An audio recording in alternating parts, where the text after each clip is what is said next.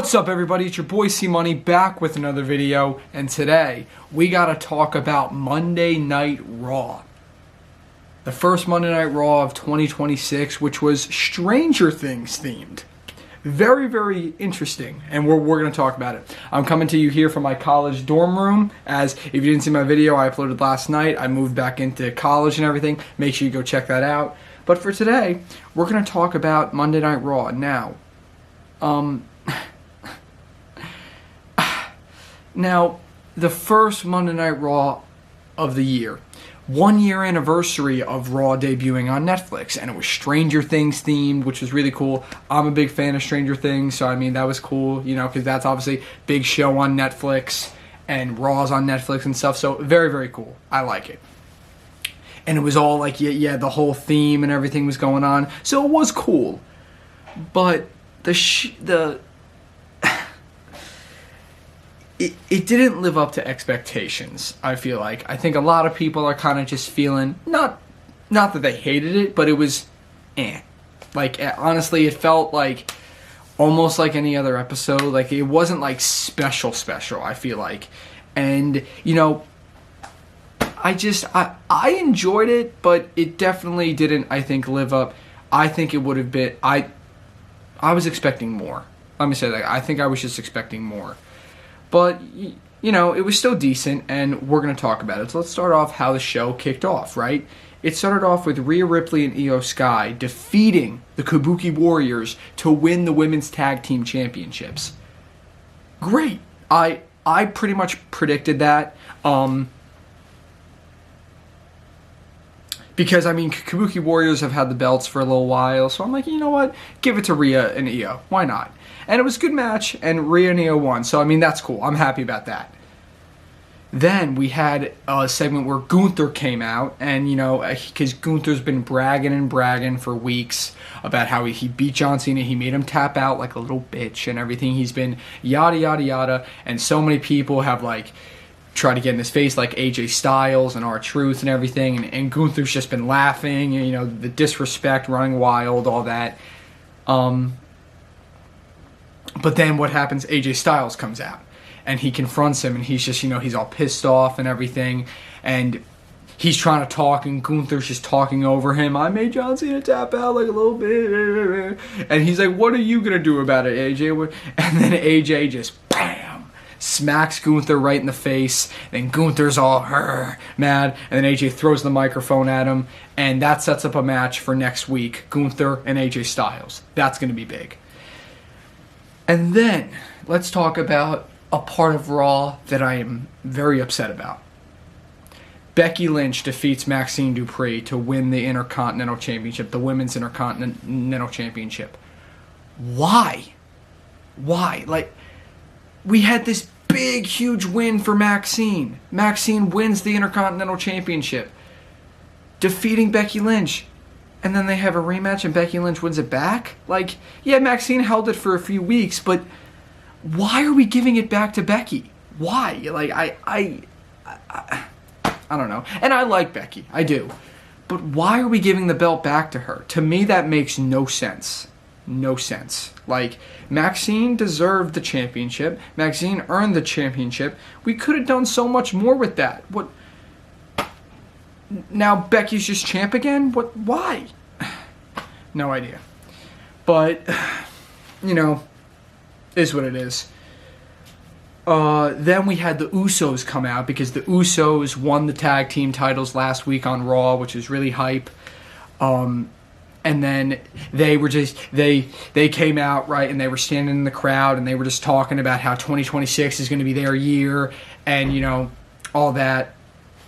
But what's really interesting is that I feel like I'm still confused with the Usos, because, like, they keep coming out to Jey Uso's theme, which I get it. It's the yeet theme, yeet, but the lyrics in Jey Uso's theme is, it's just me, Us, it's just me, Us, but it's not just you anymore because you're back with your brother. So it's not just you anymore. So I'm like, what? I don't know. It's just I feel like but occasionally they will play their old theme too. Their Usos, dun, dun. So I feel like they can't make up their mind with what they're doing. They can't make up their mind, but with the Usos. But I am happy that they're tag champs again. I'm interested to see where they go with it, and yeah, we'll see what happens. Stephanie Vaquer came out talking about how she retained the championship in a triple threat match last week, defeating Raquel and Nikki Bella. And she has a little bit of a, foot injury, ankle injury. I got scared for a second. I thought she was going to have to vacate the title. And she's like, no, it's okay. I'm like, thank goodness. Then Raquel comes from behind, attacks her, goes after her injured leg, hits her with a chair and everything, then attacks her again backstage. And yeah, so she really is after Stephanie and that Women's World Championship. Will she actually be the one to take it off her, though? I don't know. I'm still thinking about that. They had an exclusive video on YouTube where it showed that Javon Evans is now officially a part of Monday Night Raw. Very, very cool. Javon Evans, officially part of the Monday Night Raw roster. And on SmackDown, they said how Trick Williams is officially a part of SmackDown. Jordan Grace is probably going to go to SmackDown. I'll talk a little bit about SmackDown, last episode of SmackDown, at the end, too, because that was pretty big.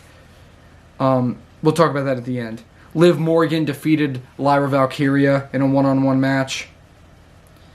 And then it all came down to the main event, CM Punk versus Braun Breaker for the World Heavyweight Championship. CM Punk retains the World Heavyweight Championship. You know, we had the Vision coming out, Austin Theory, Bronson Reed, Logan Paul, but then, like, someone said the new LWO stopped them because then Rey Mysterio, Dragon Lee, and Penta all got involved and stopped them, taking out the Vision. And then CM Punk even punched Paul Heyman in the face. Braun Breaker did a big dive off the top rope, driving Punk through the announce table, and then was going for the spear, but Punk got the knee up and then hit a second GTS because he hit a first one, Breaker kicked out of it. So second GTS, 1, 2, 3. CM Punk retains the WWE World Heavyweight Championship. And I'm happy about that. Like, I was depicting, like, all right, are they going to put the belt on Breaker now? Like, is now the time to put the belt on Breaker? Or you think they're going to wait for like, Mania or SummerSlam? Right. What are we going to do? Personally, I was leaning more towards Punk retaining, only because I figured, yeah, they're going to have Braun win it maybe on a bigger stage. And the Elimination Chamber is in Chicago, right? And I think they want CM Punk to go into that as world champion, and then he'll probably lose the belt at Mania or something. That's what I think, at least as of right now. And that was it. No Chris Jericho. And I think that threw a lot of people off, because the rumors, well, here's the thing. Chris Jericho, I think, is coming back to WWE. I believe Chris Jericho is coming back to WWE. He's done with AEW and all that. He's coming to WWE. That's what I believe, right? I think a lot of people were expecting him last night. It didn't happen, and I think that threw a lot of people off. But it's probably because he'll show up in the Rumble, I assume. I mean, I hate saying it, though, because then I always jinx myself, and it doesn't happen. But if Jericho is coming back, I think they'll save it for the Rumble, and I think he'll come out during the Rumble. I think that'll make more sense. So if he comes out at the Rumble, it'll explain why he didn't come out last night. But yeah, I think just a lot of people were expecting that, though, or just expecting someone, and when it didn't happen, they were just like, that was, SmackDown, though, but that was it for Raw. Let's talk about SmackDown back last Friday, because that was actually pretty good. It went to 3 hours, right? There was a lot of good action. Randy Orton returned, laid out The Miz. This, again, was the first SmackDown of 2026, right? So Randy Orton returned, laid out The Miz. Carmelo Hayes defended the U.S. title because he won it last week, which is awesome. I'm so happy Carmelo's the champ. Julia won the Women's United States Championship back from Chelsea. Okay, that's cool. We had, as I said, Trick Williams is now officially part of SmackDown. He went out and confronted Sami Zayn, and they had a little, face-off. And then We had an epic ambulance match between Damian Priest and Aleister Black. Damian Priest picked up the victory, which I think can finally end the feud between Priest and Aleister Black. Have been going at it for 6 months, and finally, this is the end. They had a big ambulance match. Damian Priest won, so now that's it. The rivalry's done. And then the big thing was Cody Rhodes and Drew McIntyre, right? They're going to fight this Friday SmackDown in Berlin. They're going to fight in 3 stages of hell. And this is going to be their last match, 3 stages of hell to end their rivalry. And Drew McIntyre announced the stages. It's going to be a normal match, falls count anywhere, and then if need be for a third fall, it's going to be a steel cage. Which, I mean that's nice, I guess.